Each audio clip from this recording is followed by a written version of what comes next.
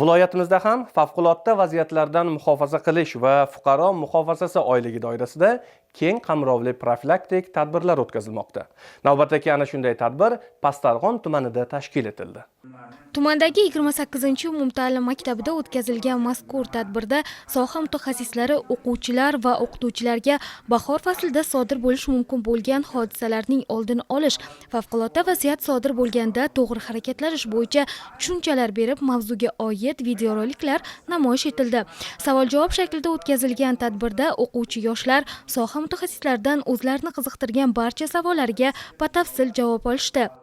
Yurtimiz bo'ylab o'tkazilayotgan 15-martdan 15-aprelga qadar favqulodda vaziyatlardan muhofaza qilish va fuqaro muhofazasi oyligi davrasida aholini xavfsizlik madaniyatini oshirish, favqulodda vaziyatlarga tayyorgarligini mustahkamlash maqsadida bir qator tadbirlar tashkil etildi.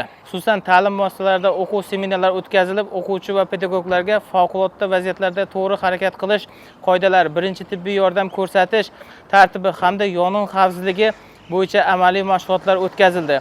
Qutqaruvchilar tomonidan yong'in, zilzila va boshqa favqulodda vaziyatlar amalga oshirilganda tezkor harakatlar bo'yicha amaliy chiqishlar tashkil qilindi. Tadbir davomida fuqarolar va o'quvchilarga xavfsizlik qoidalariga qat'iy rioya qilish muhimligi tushuntirildi.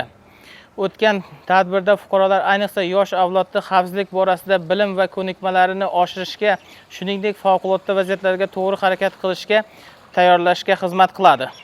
Shuningdek, yoshlarni vatanparvarlik ruhida tarbiyalash, ularda qutqaruvchilik kasbiga bo'lgan qiziqishni uyg'otish maqsadida tumandagi 18-yong'in qutqaruv qismida ochiq eshiklar kuni tashkil etildi.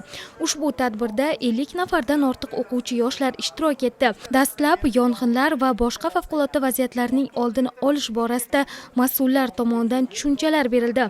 Tadbir doirasida qutqaruvchilar faoliyati davomida foydalanadigan maxsus texnikalar, kuch va vositalar namoyish etildi.